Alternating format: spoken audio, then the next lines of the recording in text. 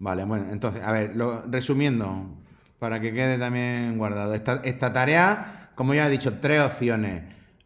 Crear el esquema usando las migraciones de Symfony, por lo tanto las claves primarias serán ID, es decir, hacerlo todo automáticamente usando comandos de Symfony. Es la forma más, yo creo que más sencilla de hacerlo, ¿vale? A no ser que tengáis algún problema con Symfony, como hay algunos que me ha pasado, pero el problema os da directamente a la hora de crear el proyecto, que no os mete las librerías.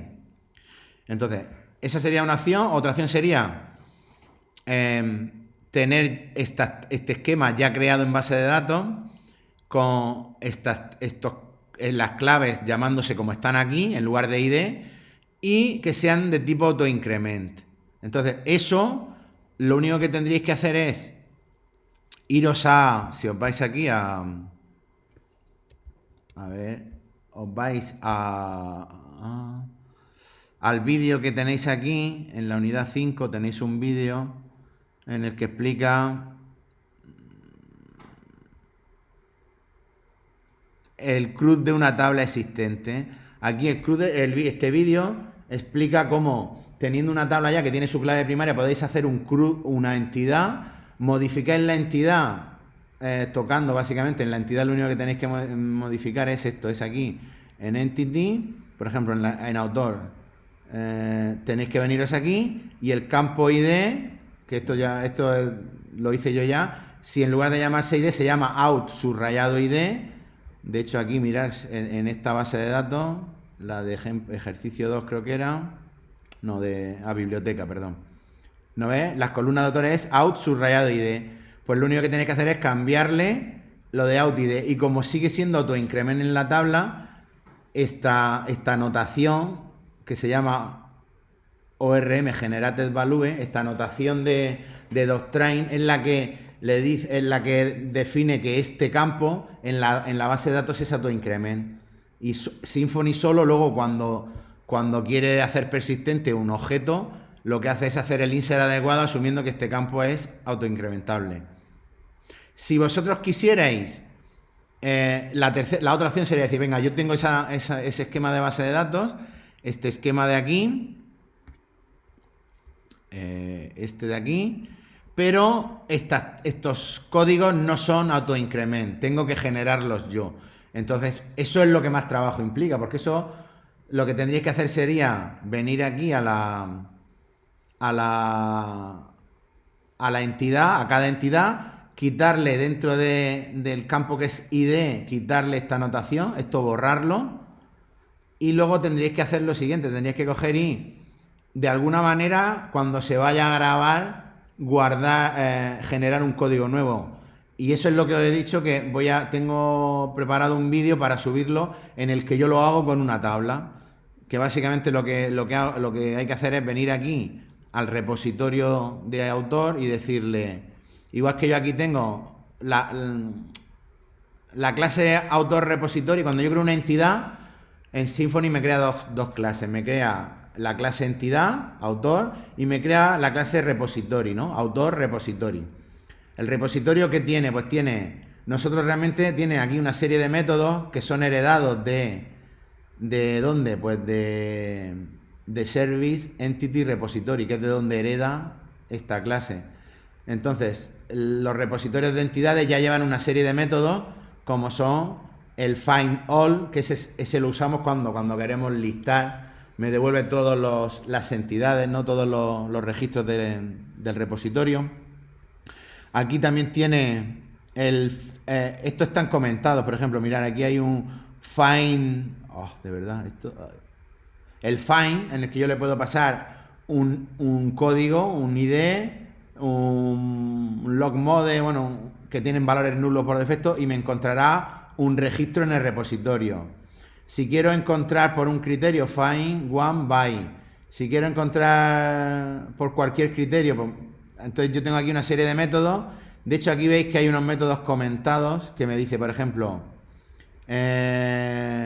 devuelve un registro, el find by example, devuelve todas las entidades, todos los registros de autor, en este caso, que dependiendo del valor de un campo, ¿vale? ¿Y cómo lo hacemos? Pues ¿Veis? Esto está comentado. Si yo descomento este código, a mi autor repositorio le añado un método que me permite, en un momento dado, obtener los autores que cumplan un determinado criterio. ¿Esto para qué lo puedo usar? Por ejemplo, si en mi pantalla yo quiero tener filtros, acordaros de los filtros que hicisteis manualmente en la aplicación de la biblioteca. Pues esto se podría hacer para que mediante... ¿Veis? ¿Y cómo se hace esto en Symfony? Pues mirad, Symfony tiene un método que es create query builder, en el que yo puedo poner el where, puedo establecer que este valor es un valor concreto que yo le he pasado. Entonces yo podría hacer que esto me devolviera los autores que, no sé, que nacieron en un año determinado o cuyo apellido es uno determinado. Se lo pasaría aquí. Entonces, con esto podríamos aumentar las posibilidades a la hora de obtener datos. A lo que iba, ¿cómo puedo yo hacer que obtener el siguiente número, el siguiente código que necesito para insertar un nuevo autor en la tabla autor? Pues en el repositorio yo aquí podría implementar un método que me devolviera el siguiente código que debo usar para un autor. ¿Y cómo? Pues os lo explicaré en el vídeo, pero la idea es usar unas consultas que permite usar Symfony, consultar a la base de datos para obtener el número máximo, el código máximo de autor y sumarle uno. Entonces, esto que está en el repositorio, ¿dónde lo usaré? ¿Ese método dónde lo usaré? Pues alguien me sabría decir, siguiendo el patrón modelo vista controlador, si yo tengo aquí un método en el repositorio que me devuelve el siguiente código, ¿dónde debo usar yo eso para...? En el controlador, ok. Claro, yo en el controlador aquí, cuando yo estoy en la opción de nuevo, que esto es aquí en Edit, Show, Nuevo. Cuando yo esté en esta función que es la de crear un nuevo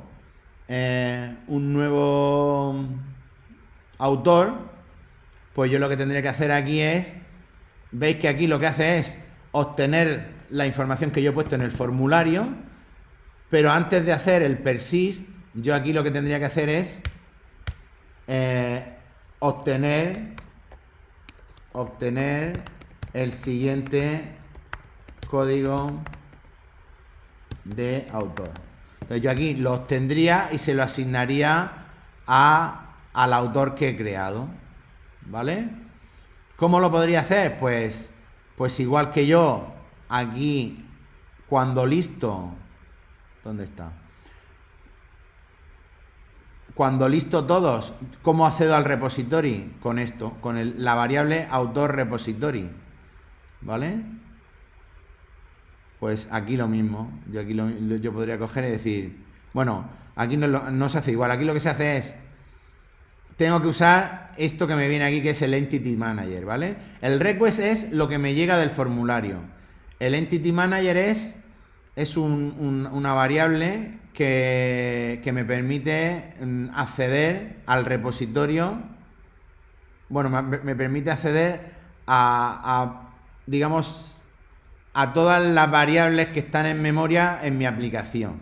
Entonces yo tendría que venir aquí y decir, venga, pues, ¿cómo obtengo el Entity Manager? El repositorio, un objeto que me represente al repositorio de autores. Pues yo con Entity Manager, y Entity Manager tiene un método que es getRepository, obtengo un repositorio, y este método yo le tengo que indicar el repositorio de qué clase.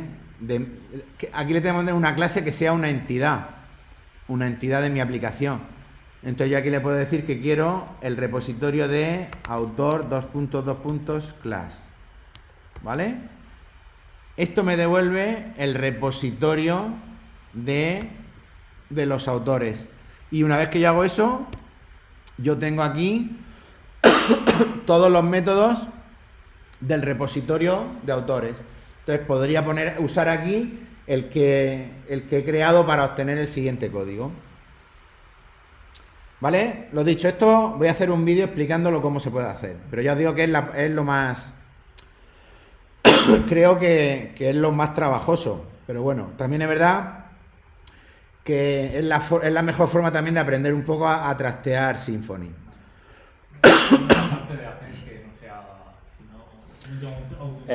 Solo una pregunta. Dime.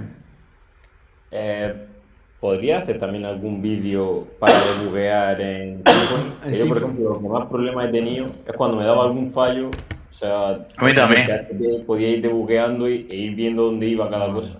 A mí Pero también. aquí, por más que buscaba por internet y tal, no encontraba así. Sí, yo tampoco. No lo sabía. Sí, la verdad es que Symfony yo lo logré poniendo puntos de ruptura, logré hacerlo, pero hago un vídeo para explicar cómo lo logré yo, a ver si os funciona a vosotros, porque es verdad que la única forma que hay ahora mismo es mediante esto, mediante lo que venga aquí, pues puedes ver pues si ha habido alguna petición, y cuando te sale sí que es verdad que cuando falla, la información que te da Symfony es bastante completa, porque te permite ir al log, ver las respuestas, etcétera.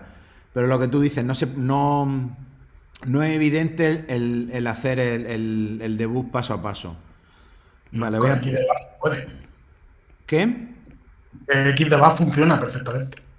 Es que yo lo probé, le puse puntos de ruptura y lo probé y me funcionó, pero voy a hacer un vídeo en el que veáis cómo lo hago para que veáis, pero en principio yo juraría que es como se hacía en el otro lado, le pones el punto de ruptura, lo arranca en el Visual Studio Code y luego lo ejecuta, y en principio yo logré hacer que me fuera.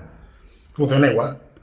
Vale. Sí, a mí me funciona. Yo creo que el punto es que tienes que ponerlo en el mismo php.ini. Que a veces Symfony funciona con uno que está Claro, dentro eso de puede Sun, ser. Arquida, Sí, es Windows, verdad. no sé qué. Ahora que lo dice José, es verdad. El problema es que el PHP que usa Symfony no es el de Sam. Tienes que porque monta su propio servidor. Entonces tienes que saber, que ver muy bien qué php.ini es el que está usando. Y poner en el PHP.ini las líneas que se ponen del Xdebug. Con eso en principio debería ir. De todas formas hago el vídeo y os lo subo. ¿Vale? Entonces. Perdona, Foro. Dime. ¿No hay opción de que se importen las entidades directamente que ya existen? O sea, hay que hacer todas las entidades. Imagínate que una base de datos con 200 tablas y tienes que hacer entidad por entidad relacionando en las últimas versiones yo lo que... Mirad, voy a irme a las diapositivas, que creo que os lo puse. A ver, unidad 5, diapositiva resumen. No, miento, esta es la parte 1, es la parte 2 que es de Symfony. Symfony, aquí. Diapositiva resumen, aquí está. Mirad, yo estuve mirando y en la diapositiva os pongo que... Vale. Os pongo esto.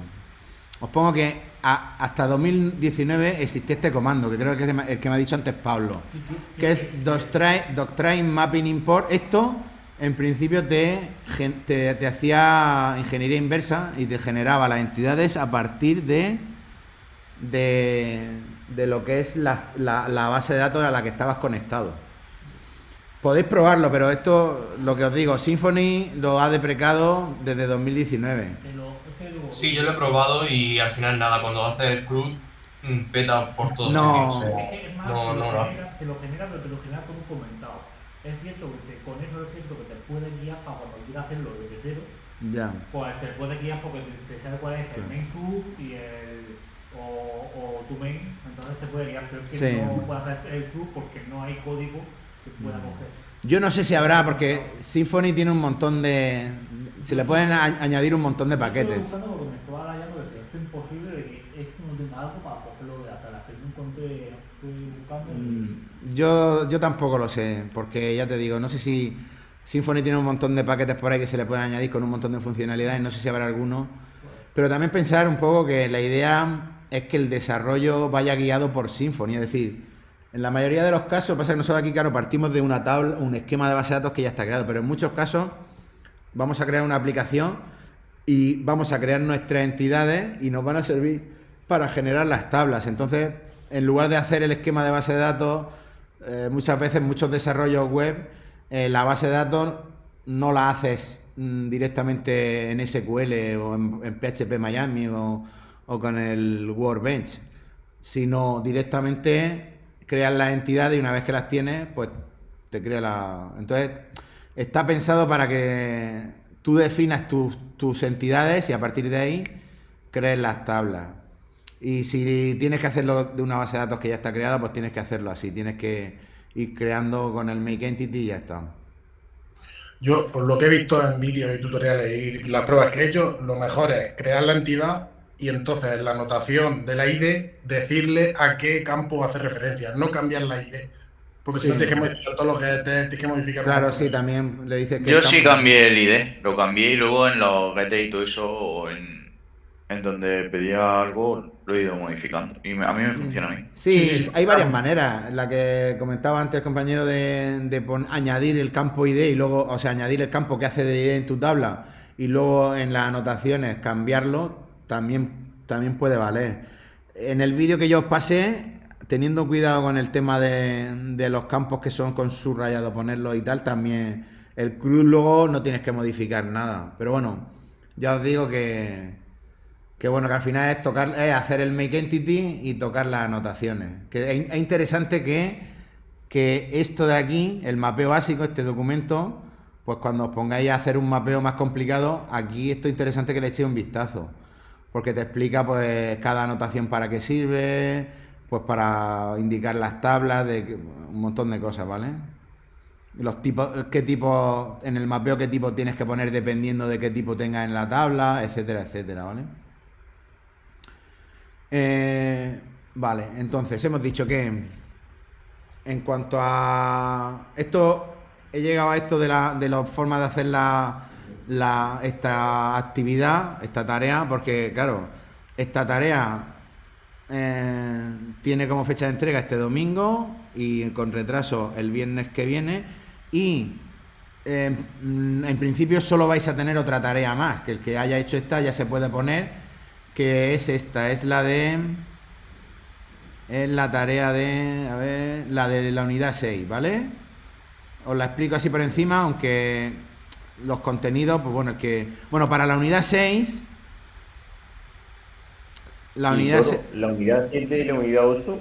La unidad 7 y la unidad 8, la 8 no la vamos a ver, ¿vale? La de aplicaciones híbridas no nos va a dar tiempo. Y de la 7, a lo mejor os paso algún material de uso de web dinámica, o sea, de cómo usar cosas de JavaScript, sobre todo peticiones Ajax, desde PHP.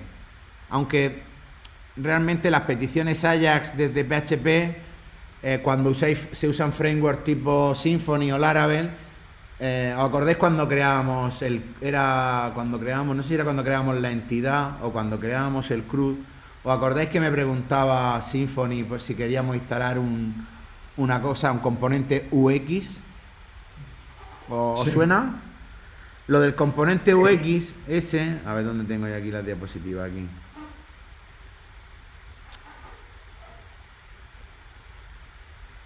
En las relaciones no, era en el CRUD.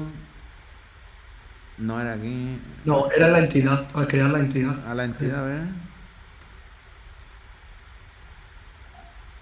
Esto es la parte de Twig del cliente.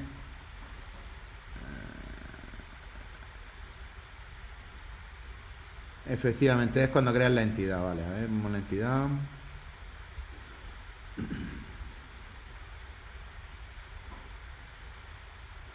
Aquí.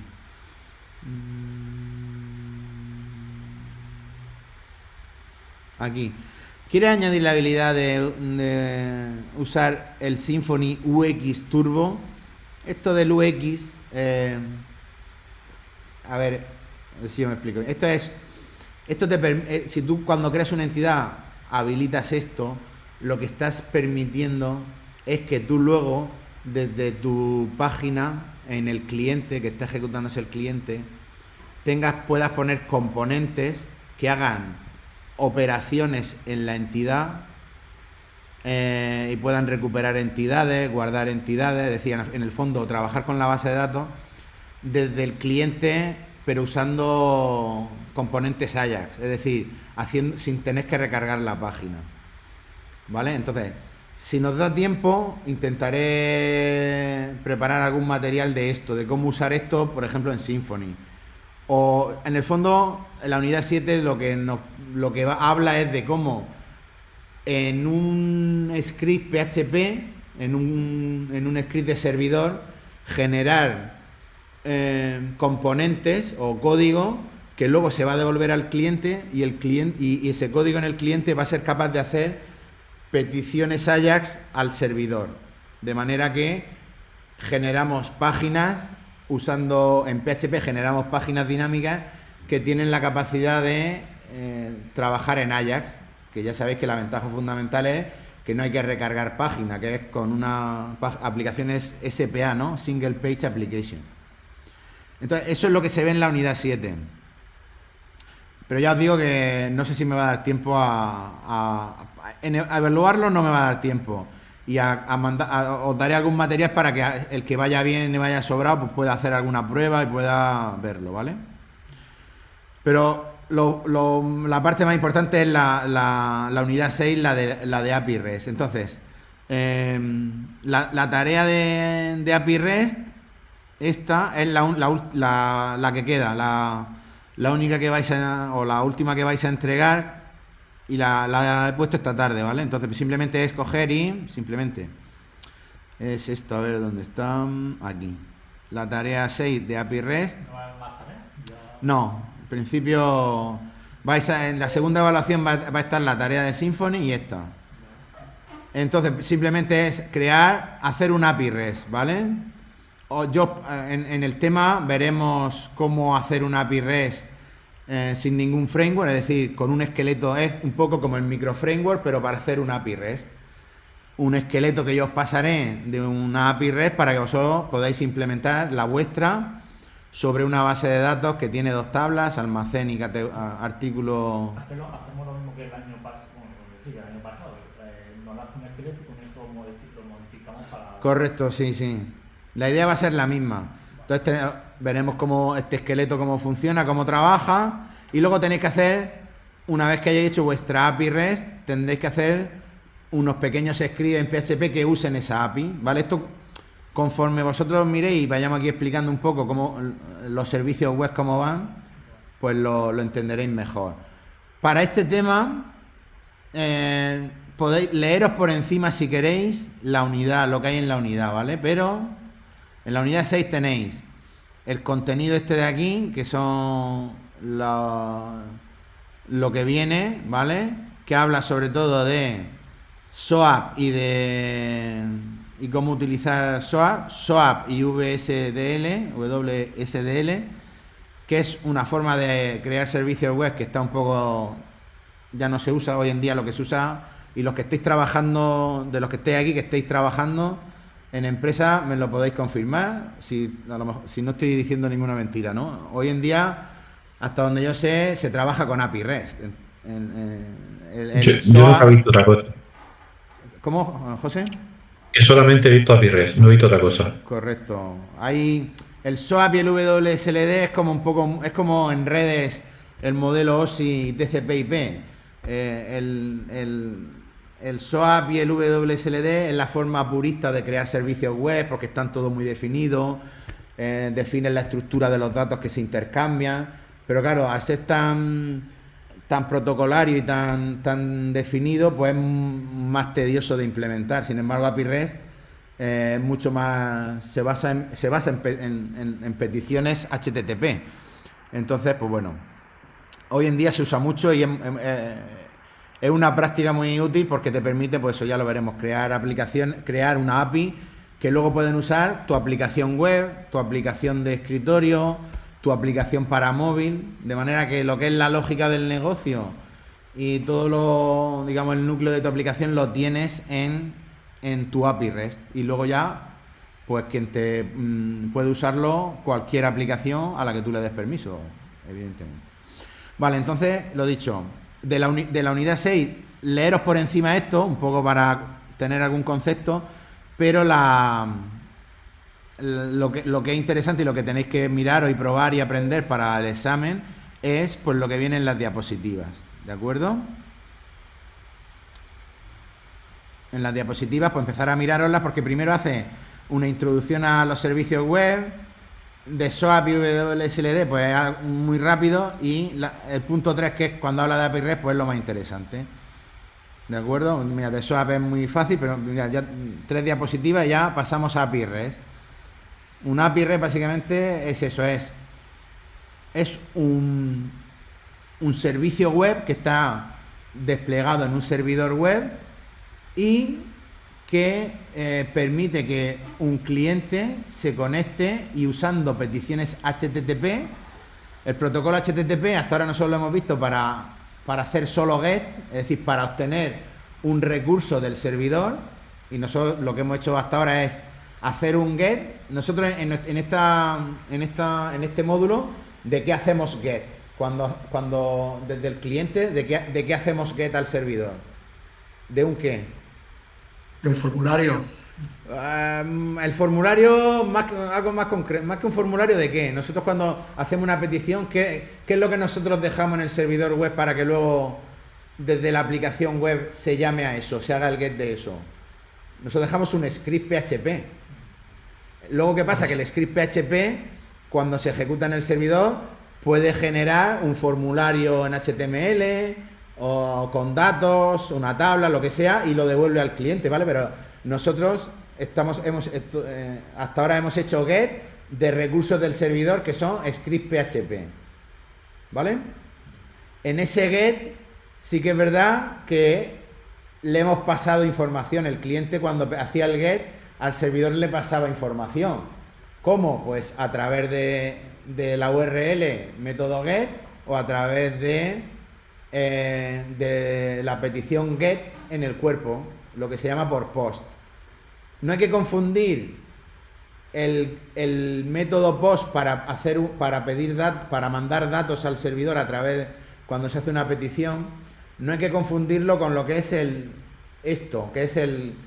lo que se llama el método POST de HTTP. El método POST es un método que yo desde un cliente envío a un servidor, y lo que le estoy diciendo es que le envío información, le envío datos. Entonces, en las API REST vamos a ver que yo puedo enviar datos a un servidor, a lo que se dice también, se puede decir a mi servidor, o le envío datos a mi API REST, y mi API REST con esos datos pues podrá hacer lo que yo considere. Luego tendremos también el put, y luego hay otra variante que es patch, y el delete. Esto al final, ¿a qué os suena? Lo de get, post, put, delete. Al CRUD, ¿no? Os suena a hacer CRUD, ¿no? Al final, yo puedo tener una API REST aquí que me permita, mediante peticiones de este tipo, pues obtener datos de mi base de datos, insertar datos en mi base de datos con post, actualizar cosas en la base de datos con put, o borrar registros de la base de datos con delete. Entonces, esto lo que me va a permitir es tener las API REST que nosotros la API REST en concreto que yo os pido que implementéis aquí, os pide eso, os pide, si os vais a la tarea, la API REST que yo os pido es, en estas dos tablas, hacer el CRUD de cada una de las tablas. O sea, que tendréis que implementar, pues API REST tiene que admitir peticiones para hacer todas las consultas, modificaciones, inserciones, modificaciones y borrados en base de datos. ¿Vale? Ya veremos un poco, a ver, voy a ver si acabo todo lo que tengo que decir de hoy, un poco así más genérico, y si nos da tiempo nos podemos poner un poco a ver esto para explicar un poco. Vale. Luego pondré algún vídeo o algo para ver cómo Sí. se genera. Sí, aquí tenéis ya en la plataforma del año pasado, tenéis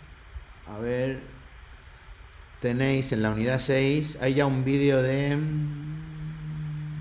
tutorial de cómo crear una API REST en PHP sin frameworks, ¿vale? Este vídeo que es del curso pasado, vale, es un vídeo de Open Webinars. Pero no tengo yo ninguno más. Bueno, pues prepararé alguno porque tenéis que hacer aquí, y en este zip tenéis el esqueleto.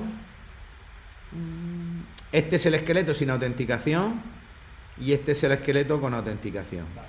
De momento yo en la tarea os he pedido sin autenticación, es decir, os he pedido usuario, pone, a ver. No, pero eso es para conectarse a la base de datos. Vale. Pero luego para usar la API REST, en principio lo he pedido sin autenticación.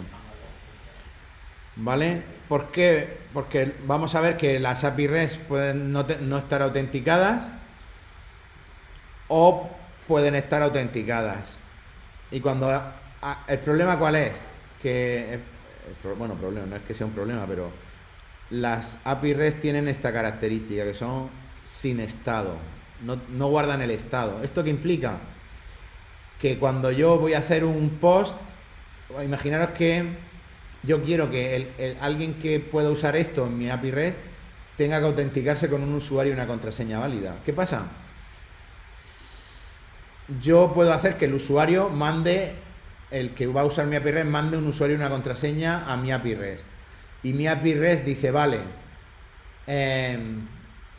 eres un usuario autenticado. Ok, bien. ¿Qué pasa? Que la siguiente petición que ese usuario haga a mi API REST, como es una petición sin estado, mi API REST, cuando reciba esa petición, aunque en la petición anterior el usuario se haya autenticado, en mi API REST en ese momento no sabe si el usuario es un usuario válido, autenticado o no. Esto en lo que hemos visto hasta ahora, en nuestras aplicaciones web, ¿alguien me sabe decir cómo nuestras aplicaciones web sí tienen estado de alguna manera? Nosotros, ¿cómo sabemos si un usuario, cuando alguien me pide una URL de mi aplicación web, las aplicaciones que había hecho con el microframework, por ejemplo, ¿cómo nosotros comprobamos que el usuario está autenticado para dejarle, por ejemplo, modificar un registro? Por sesión o por cookie, ¿no? Claro, por sesión. Usamos variables de sesión para que si el usuario se había autenticado bien, en una variable de sesión guardábamos que el usuario estaba autenticado. Entonces, claro, eso nos permitía, cuando luego el usuario pedía algo que requería privilegios, nos permitía comprobarlo. Aquí en la API REST eso no se puede hacer. Entonces, ¿qué sistema se ha hecho? Pues se explica aquí en las diapositivas. Se ha hecho un sistema que se llama mediante token. ¿Os suena lo de token? Bueno, los que habéis trabajado con API REST supongo que sí. La idea es que cuando tú habrá una petición post en la que tú al API REST le dices, venga, voy a identificarme. Le mandas el usuario y la contraseña, y si la API REST comprueba que ese usuario y esa contraseña es válido, lo que hace es devolver a esa petición un token, es decir, un chorro de números y letras, en el fondo es un hash. Lo devuelve, ¿para qué? Y lo guardan aquí, en la base de datos lo guarda, asociado a ese usuario. ¿Para qué? Para que en las siguientes peticiones, este usuario, si quiere hacer cosas con privilegio, mandando ese token, que en principio es un token que solo conoce él, y el servidor, mandando ese token, la API REST comprueba que el token es válido y entonces le devuelve la información. Si no le mando un token válido, pues no le devuelve información. ¿Ok? Esa forma de autenticarse mediante token es también una forma de autenticación que se usa. Todos sabréis o todos habéis usado aplicaciones y servicios web que te permiten autenticarte con Google o con Facebook, ¿verdad? Pues eso, el sistema ese de token es parecido a lo que hace, a la autenticación de terceros, que se llama. Cuando tú te autenticas en una web, en un servicio web con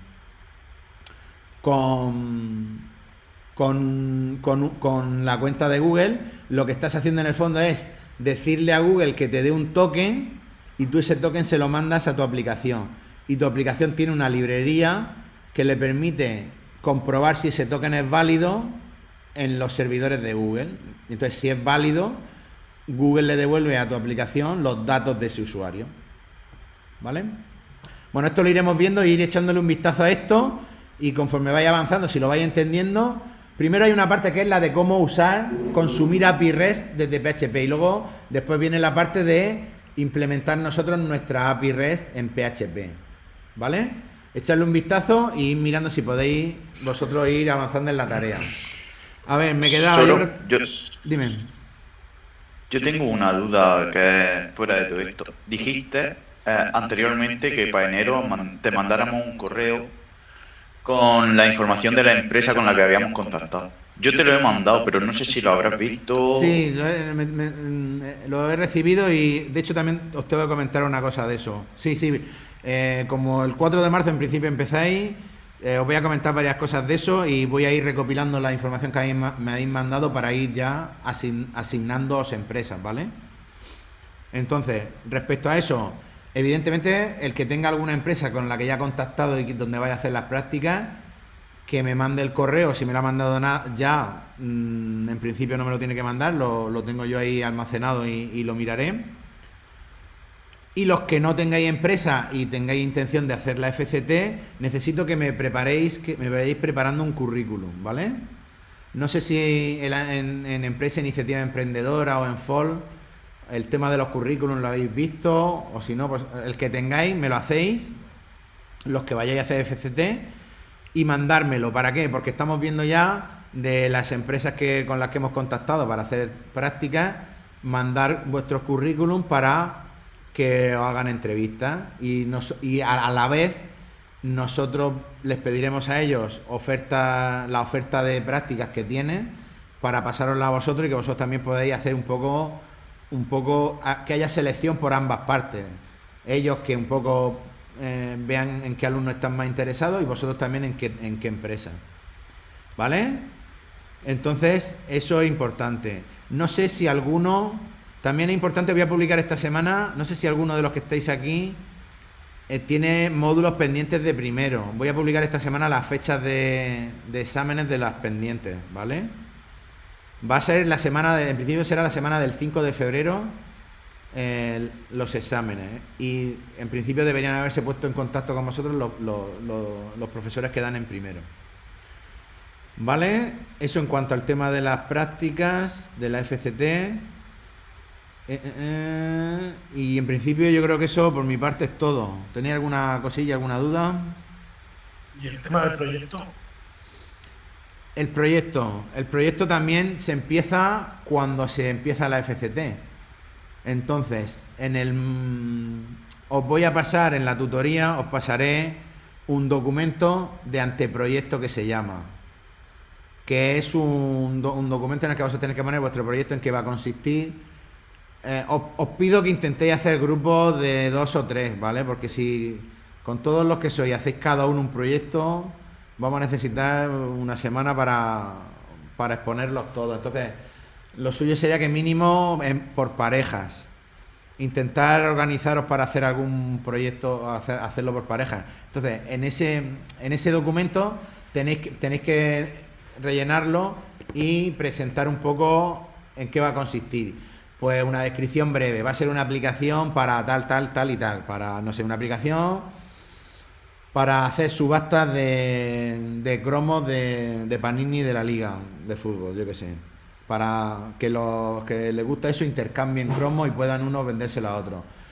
Voy a usar como tecnología, voy a usar Framework Symfony, voy a usar PHP, voy a usar JavaScript, base de datos, esta tecnología, o Mongo, una base de datos relacional, MySQL o MariaDB, y un poco la idea de aplicación que tenéis. Y eso me lo entregáis y yo lo paso por el departamento para aprobarlos, y cuando aprobéis todo se os matriculará en el módulo de FCT y en el módulo de proyecto, y ya se os asignará un tutor de proyecto. Todos los que damos clase en segundo nos repartiremos los proyectos que haya y tendréis un tutor de proyecto, y luego yo seré el tutor de las prácticas de todos, y tendremos cada 2 semanas aproximadamente una reunión para ir viendo cómo van las prácticas, y esa reunión, y luego con los tutores de proyecto tendréis que tener otra reunión semanal para ir viendo un poco el avance del proyecto, y ahí se os explicará lo que hay que entregar y etcétera, etcétera. ¿Ok? Vale. Ok. Venga, pues en principio, nada, Solo- cualquier duda o por correo o en el foro. La me lo- tarea, perdona, la tarea has dicho que es para el domingo, ¿verdad? El domingo sin Sí. penalización y el viernes siguiente con penalización, aunque yo creo que no voy a Vale. penalizar, no me voy a poner...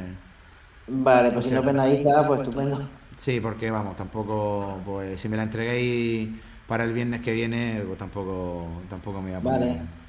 Vale, gracias. Más que nada los que estén bien de tiempo, pues si la entregan antes, pues les permite, el que vaya bien y vaya, pues puede avanzar y dejar cerrado este módulo, básicamente.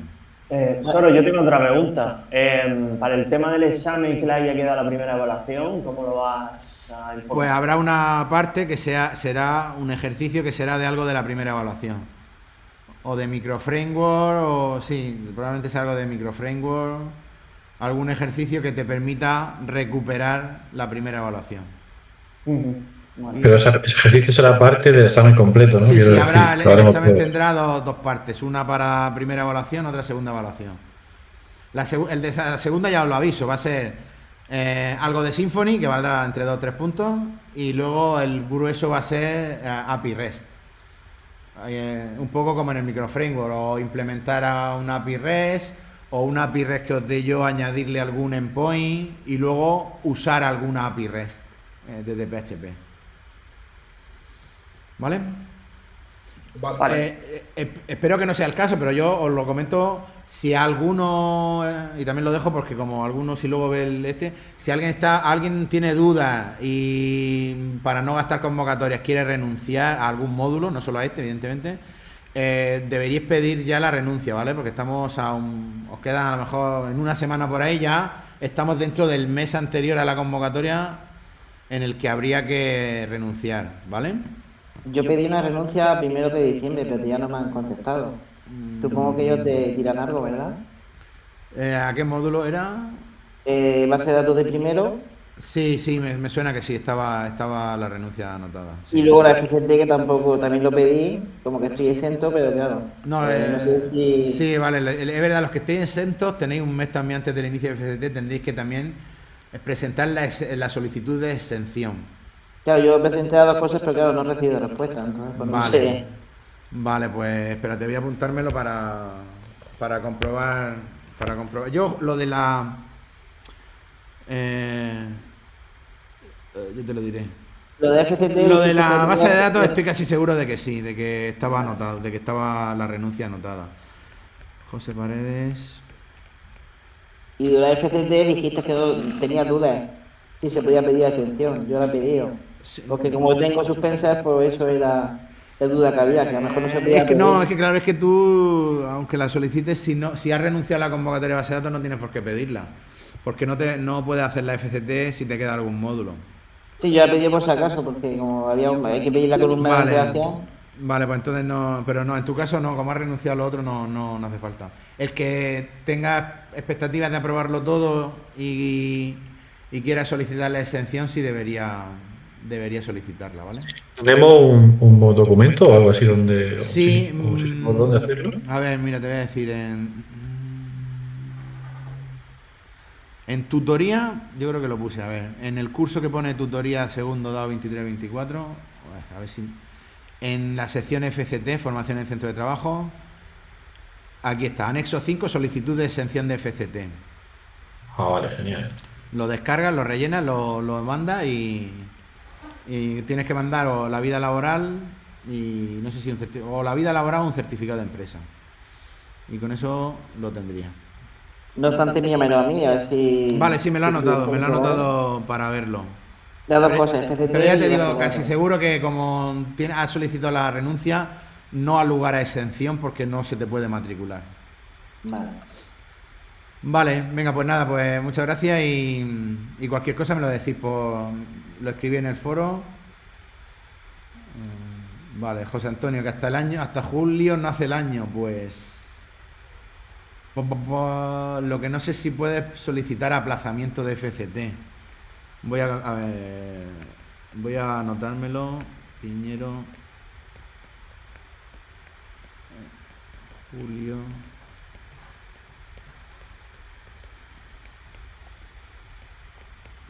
Porque en tu caso podrías solicitar aplazamiento de FCT y cuando llegue septiembre del curso que viene y sería cuando te fuera a hacerla, en septiembre del año que viene solicitar la exención porque ya tiene el año de experiencia. Pero eso tengo que consultarlo. Aplazamiento.